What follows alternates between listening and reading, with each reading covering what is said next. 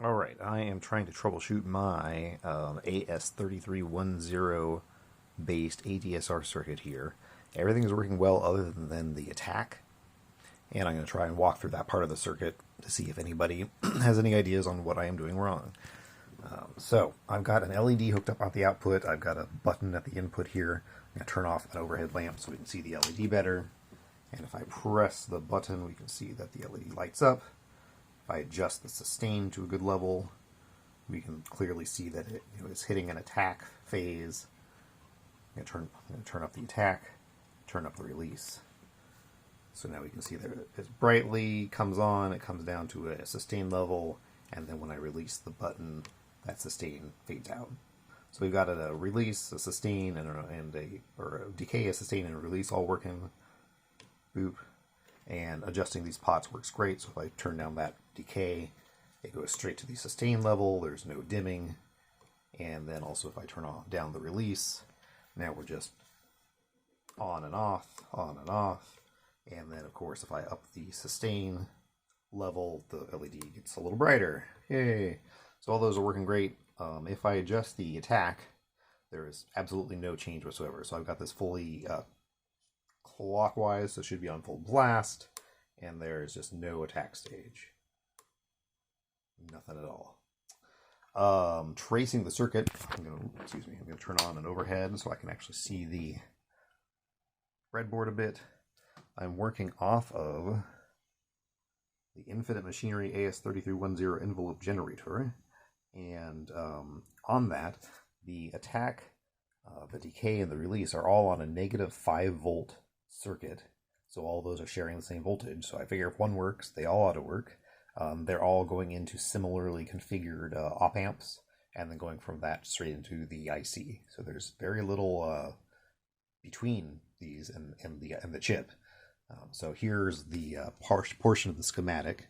So here we've got our negative 5-volt input, and then we've got 10K pots that are going into these op amps here.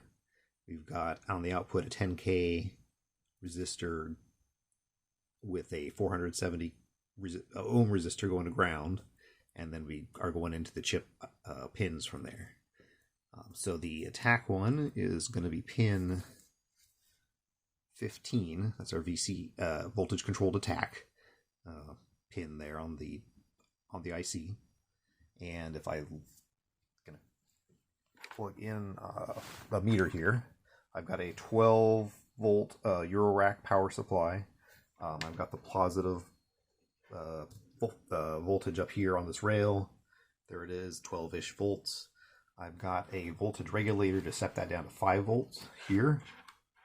So if I plug in there, you can see we've got 5-ish volts. I'm flipping that into a negative voltage through an op amp, so that is coming down to this TL072. I'm only using one side of it, but the other side is properly grounded. Let's see here, and that is coming out. Basically, it's coming out into this rail over here, which is feeding each of these pots. So if I plug into here, boop, you can see now we're at negative 5 volts. All right, so each one of these pots is getting these negative 5 volts, and then they're heading back down to ground from there. This is the attack one, is the one I care about. That one, here's our wiper. If I plug into the wiper on that pot, you can see as I turn this counterclockwise and clockwise, we can range between that 0 and negative 5 volts. That gets sent into this op amp. The output of the op amp just follows the input, so I'm going to plug into the output of that op amp. Boop. We can see once again we're still at that same exact voltage range of 0 to negative 5 volts. Unless I bump something there, and I saw 9 volts for a second. But anyway, that's the breadboard's fault. That is going down into those two resistors. So here's our 10K resistor and our 470 ohm resistor going to ground there. And that is indeed on. Ooh, there we go. Pin 15 of that AS3310 chip. And so if I go ahead and plug my